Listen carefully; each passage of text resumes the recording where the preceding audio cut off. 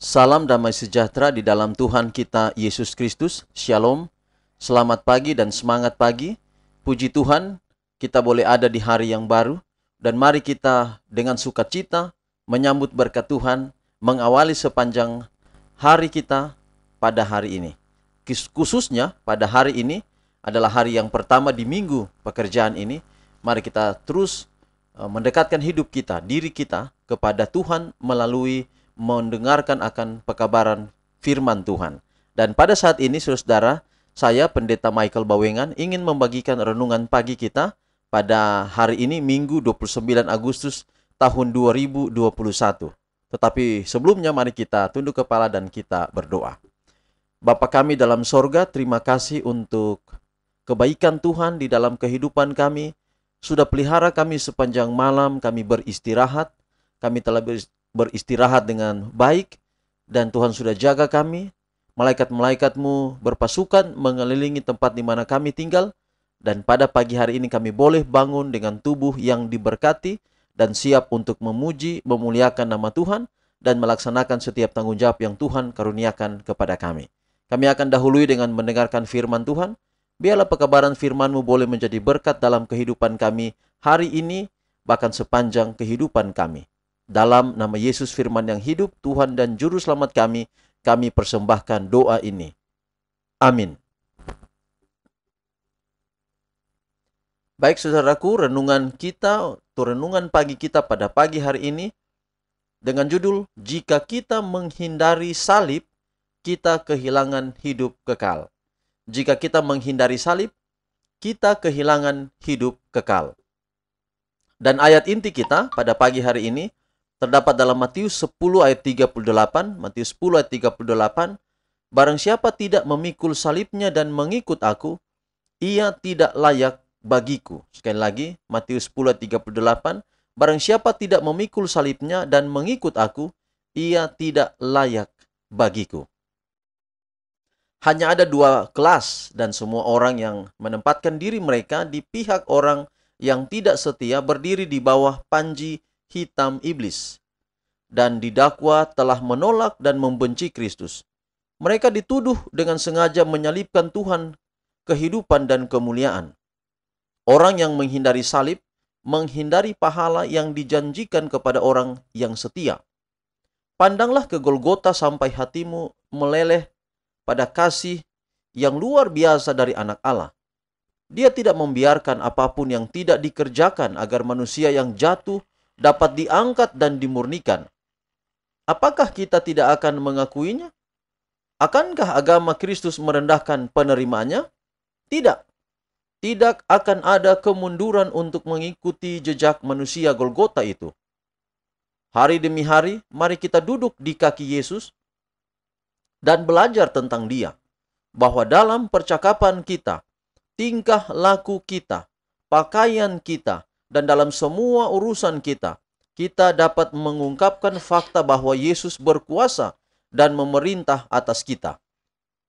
Tuhan memanggil kita untuk berjalan di jalan yang telah terbentang untuk tebusan Tuhan. Janganlah kita berjalan di jalan dunia ini. Kita harus menyerahkan semua kepada Tuhan dan mengakui Kristus di hadapan manusia. Barang siapa tidak memikul salibnya dan mengikut aku, ia tidak layak bagiku. Barang siapa mempertahankan nyawanya, ia akan kehilangan nyawanya.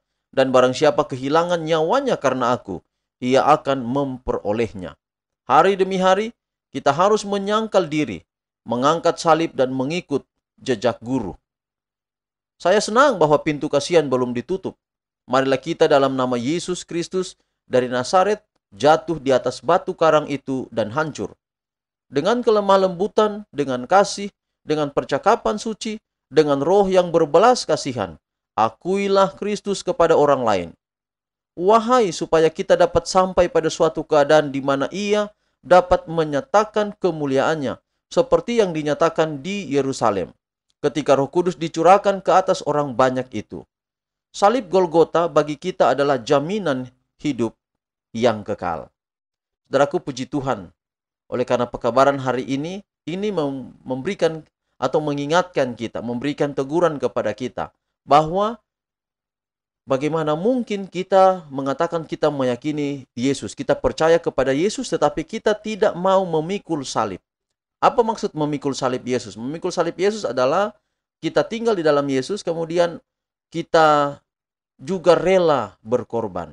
Rela berkorban untuk melakukan tugas tanggung jawab yang kemudian dipercayakan oleh Yesus bagi kita. Tetapi kalau kita tidak mau memikul salib, artinya bahwa kita lari dari tanggung jawab itu. Kita tidak mau melaksanakan tanggung jawab itu. Yang paling penting, tanggung jawab memikul salib pada diri kita adalah bagaimana kita hidup sesuai atau sama, memiliki karakter sama seperti yang dimiliki oleh Yesus. Memang sulit kita lakukan itu. Itulah sebabnya Yesus katakan, aku akan memakaikan engkau jubah, dan jubahku itu adalah tabiat daripada Yesus Kristus itu sendiri. Jadi berkorban atau memikul salib adalah berkorban di mana kita hidup tidak sesuai dengan atau tidak sepadan dengan dunia ini, dengan kehidupan dunia ini, tetapi kita hidup memiliki tabiat sifat yang sama seperti tabiat Yesus. Jika demikian saudara, maka kita akan mendapatkan sorga. Kalau kita tidak mau mengikuti Yesus, tidak mau memikul salibnya, apalagi kita akan kehilangan hidup yang kekal. Sekali lagi ayat kita hari ini katakan, barang siapa tidak memikul salibnya dan mengikut aku, ia tidak layak bagiku. Poin yang paling penting, kalau saudara lupa poin yang lain adalah, mari kita terus belajar memikul salib Yesus. Dan salib Yesus adalah salib yang penuh dengan kerendahan hati, penuh dengan di sana ada tanggung jawab, penuh dengan sukacita tentunya. Jika melakukan tugas yang Tuhan Yesus percayakan untuk kita, kita melakukan dengan penuh sukacita. Tuhan berkati kita sepanjang hari ini adalah menjadi doa dan harapan saya secara pribadi dan juga doa dan harapan kita semua. Mari kita akhiri renungan kita pagi ini dengan doa. Kita berdoa. Bapa di sorga, terima kasih untuk hari yang baru. Terima kasih untuk firman Tuhan. Berkat yang pertama kami terima untuk sepanjang hari yang baru ini. Biarlah kiranya berkat Tuhan ini adalah roti hidup yang ajaib, roti hidup yang kekal, yang tidak pernah akan busuk, tapi akan pelihara hidup kami bukan hanya hari ini, tetapi seterusnya sampai Maranatha. Kami berdoa dan menyerahkan seluruh kehidupan kami hari ini ke dalam tangan Tuhan. Biarlah apa saja yang kami jalani, apa yang kami hadapi, Tuhan ada di sana dan tidak pernah meninggalkan kami. Jika ada tantangan-tantangan kami hadapi, biarlah semuanya selalu ada jalan keluar oleh karena Yesus beserta dengan kami. Berkati kami pribadi, suami, istri, anak-anak kami, keluarga kami, orang terdekat dengan kami, siapa saja di sekitar kami, tetangga-tetangga kami, bahkan kami doakan khusus pemerintah kami, bahkan badan organisasi, gereja lebih istimewa, hamba-hamba Tuhan yang melayani, Tuhan kiranya turut memberkati. Biarlah setiap persoalan yang kami hadapi, baik tingkat nasional maupun tingkat provinsi, kota madya, kabupaten, bahkan sampai ke pemerintahan yang terkecil, bahkan sampai ke dalam gereja-gereja, Tuhan kiranya turut campur tangan. Sehingga dengan demikian menghadapi COVID-19 ataupun masalah-masalah ini, kami diberikan hikmat untuk disanggupkan melaluinya. Inilah doa kami, ampuni dosa kekurangan kami, berkat Allah menaungi hidup kami sepanjang hari ini. Dalam nama Yesus kami telah berdoa. Amin. Saudara yang kekasih, demikian renungan pagi kita atau firman Tuhan kita pada hari ini. Kita akan jumpa pada besok. Tuhan memberkati kita sepanjang hari ini. Shalom.